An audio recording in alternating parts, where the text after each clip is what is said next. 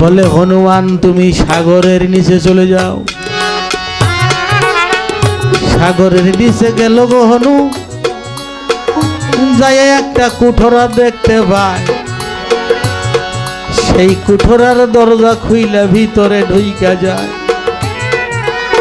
যায় দেখে তার মতো একটা হনুমান আর ওর গুরুর মতো একজন রাম বসিয়া আছে। গুরুর পায়ের কাছে ভক্তি দিয়া হনুমান বসে আছে।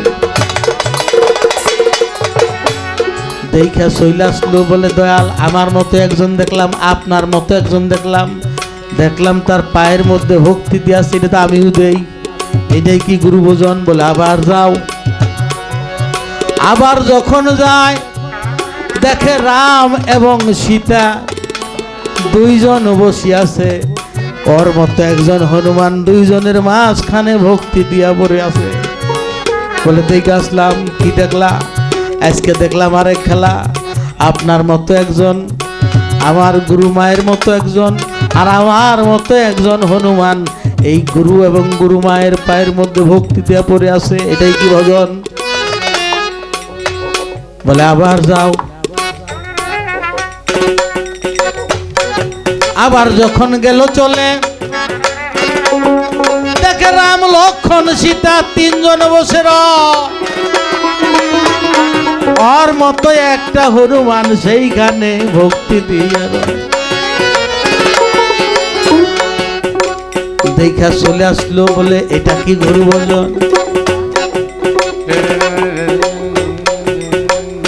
বলে আবার যাও। আবার যখন গেল চলে দেখিলেন গো চাইয়া হনুমান বসে আছে চেয়ারের মধ্যে, রাম লক্ষ্মণ সীতা তিনজন রইয়াছে ভক্তি দিয়া।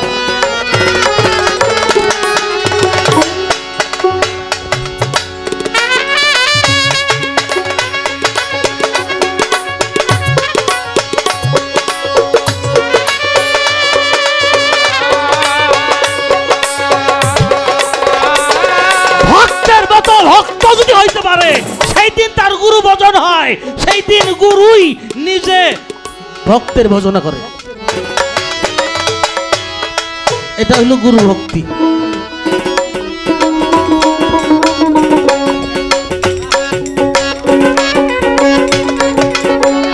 বাবা মুখে বলা যায়, বাস্তবায়ন অত সোজা না, গুরুর হয়ে যাওয়া অত সহজ না। চরণের কথা কইলে না, চরণ হইল পাঁচটা। একটা হলো শ্রীচরণ, যুগল চরণ, শীতল চরণ, রাঙা চরণ, অভয় চরণ। এই পাঁচটা চরণ চিনে ভজন করতে হয় না, ভজলে অর্জন হয়। শ্রী অর্থ কি? শ্রী অর্থ সুন্দর। আচ্ছা দলাবাজান, তোমার কাছে নাইবালির চাইতে আরো কোন সুন্দর আছে? আমার কাছে আবার শামসুলনুরির চাইতে আরো সুন্দর কিছু আছে?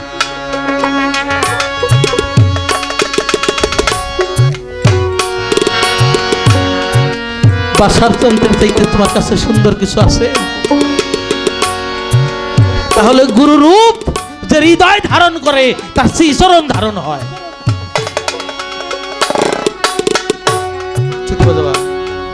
বাবা তারপরে হলো রাঙা চরণ,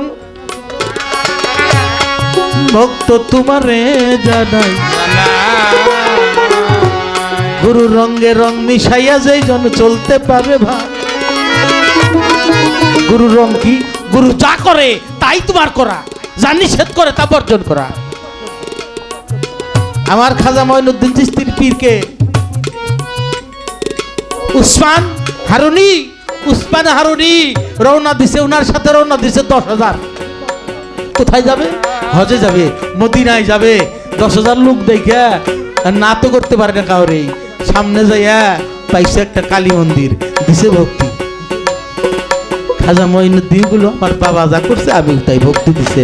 আর যদি পিছিয়ে আসলো সব নাউজুবিল্লাহ কইতে কইতে গেছে। মঈনুদ্দিন এখন নৌ দল বাড়ি নাই আর। গুরু রঙ্গে এটা কোরআনেও আছে, সিবগাত আল্লাহি ওয়া মান আহসানু মিনাল্লাহি সিবগাতাও, যে তুমি আল্লাহর রঙে রঞ্জিত হও। আল্লাহর রং কি? আল্লাহর রং হইল যারা আল্লাহওয়ালা, তারা যেভাবে চলে, তারা যা করে তাই করা হলো গুরু রঙে রং ধরা। এটা হলো রাঙাচরণ। আরো আছে শীতল চরণ ভক্ত তোমারে জানো, শীতল চরণ বক্ষে থাকে আমি কেমনে বুঝাম। শীতল চরণ বক্ষে থাকে, বুকে থাকে। আচ্ছা বাবা, এখানে অনেক মা আছে। আচ্ছা, শিশু বাচ্চা যখন হয়,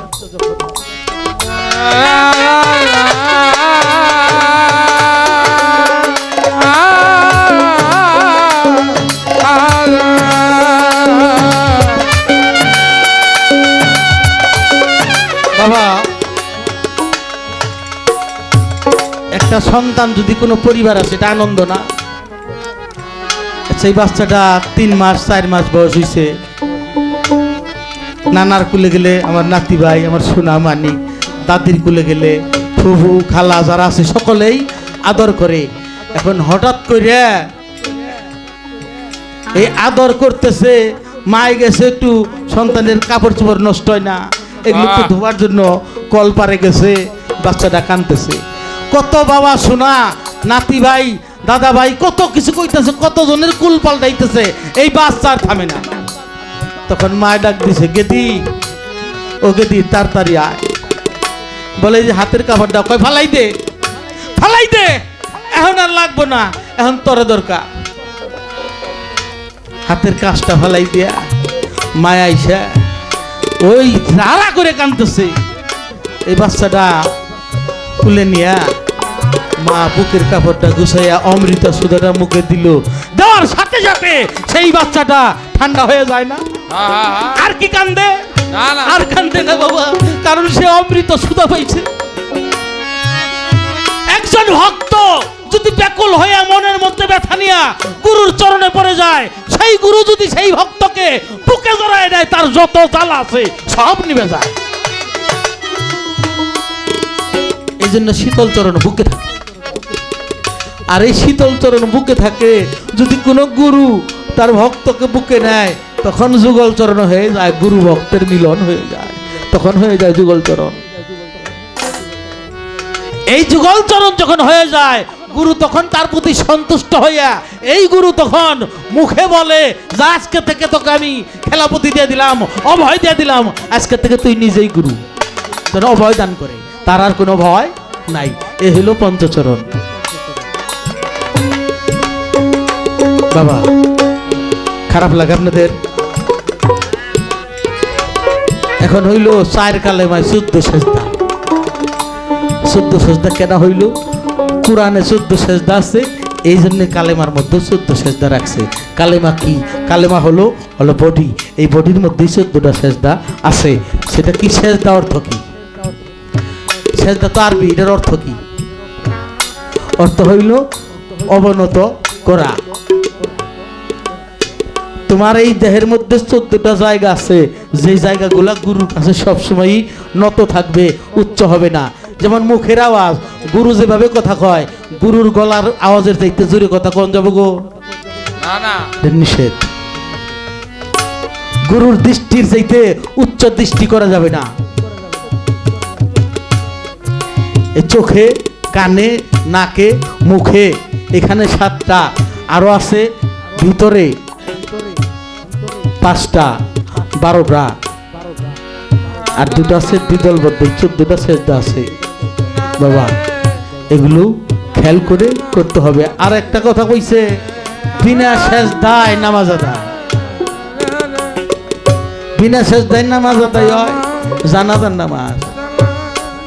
জানাজার নামাজে সেজদা আছে, তবে এই সেজদার কথা কই নাই, এই নামাজের কথা বলে নাই। কোন নামাজের কথা বলছে? কুরআন পাকে আছে। কুরআন পাকে বলছে আমার আল্লাহ পাকে সূরা মারিজের 23 নম্বর আয়াতের মধ্যে আল্লাহ পাকে কয় ইন্নাল্লাযিনা হুমুস সালাতিহিম দাইমুন, ওই ব্যক্তিরা আলাদা যারা সর্বক্ষণ সালাতে রত থাকে, ওই সালাতে সেজদা নাই। সেটা কি? সেটা কেউ জানবে না, কিন্তু তার সালাত হইতেছে। সেটা কি? দমের সাথে সালাত হয়, চোখেরও সালাতে, সালাতে আইনি, সালাতে কালবি আছে। সালাত অর্থ কি? সালাত অর্থ তো প্রভুর সাথে সংযোগ করা, স্মরণ করা, সংযোগ করা। এই সালাতে সেজদা নাই। এখন রোজা হারাম কার উপরে কইছে না?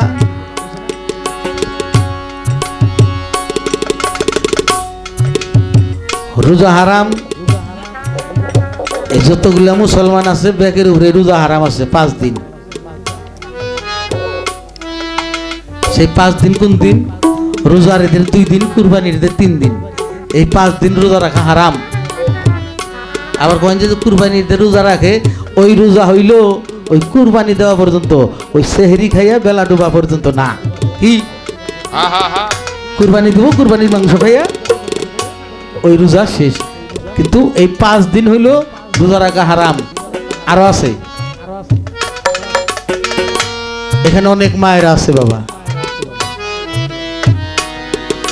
মায়েদের একটা বিষয় আছে না, 3 দিন থাকে, এই 3 দিন রোজা রাখা হারাম। থাকলেও না 3 দিন, 7 দিন সবার না, 3 দিন হইল মেন, 7 দিন সর্বোচ্চ। 7 দিনের বেশি হইলে তার তখন সেটা তার এই মেন্স না, তখন হইলে তার অসুখ। খেয়াল করবেন কথাটা। 3 দিন হইল নিয়ম, 3 দিনই বেশির মানুষের হয়, কিছু কিছু মানুষের হয় 7 দিন সর্বোচ্চ। 7 দিনের বেশি যদি পার হয় তখন আর এটা মেন্স ধরা যাবে না, তখন সে অসুস্থ হয়েছে, তার চিকিৎসা লাগবে। আর ওইটা হইলে তখন চিকিৎসা লাগে না, ওটা আল্লাহ দেয়, আল্লাহই সারাইয়া দেয়, এটা কোনো চিকিৎসা লাগে না, এটা দেহের জন্য উপকার।